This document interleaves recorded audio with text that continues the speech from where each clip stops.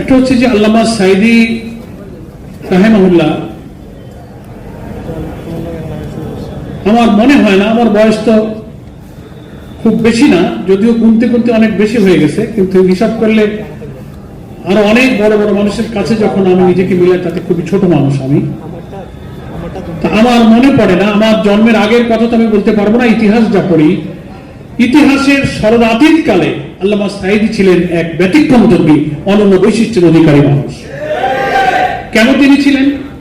ওলামায়ে কেরামের মধ্যে যে সমস্ত বৈশিষ্ট্য সাধারণত পাওয়া যায় না, খুব কম, সেগুলোই আল্লামা সাঈদীর মধ্যে।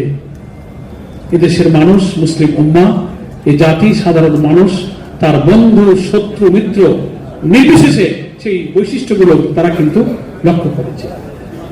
নাম্বার ওয়ান, আলেম যারা বড় হন, যারা উঁচু মাপের হন, মর্যাদার দিক থেকে যারা একেবারে আকাশচুম্বী মর্যাদায় আল্লাহ তাআলা যাদেরকে নিয়ে যান, অনেক সময় ইখলাসের কমতির কারণে, মানুষের ভালোবাসায়, মর্যাদায়, দুনিয়া প্রাপ্তি, দুনিয়ার বিত্ত, বৈভব, সম্পদ, মর্যাদা ইত্যাদির কারণে যা আল্লামা সাঈদীর মধ্যে ছিল, তিনি সংসদ সদস্য হলেন, স্পিকারের চেয়ারে বসেছিলেন, সারা দুনিয়া তিনি সফর করেছেন,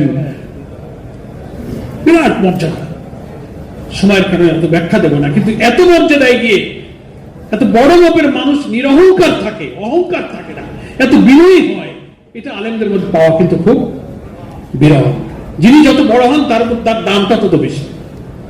সালাম, ছোট বড়, কম জ্ঞানী বেশি জ্ঞানী, ধনী দরিদ্র নির্বিশেষে মানুষকে এত ভালোবাসা।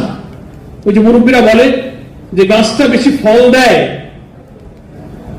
গাছ বড় হলো, ফলধারী গাছ কিন্তু ডালগুলো নুয়ে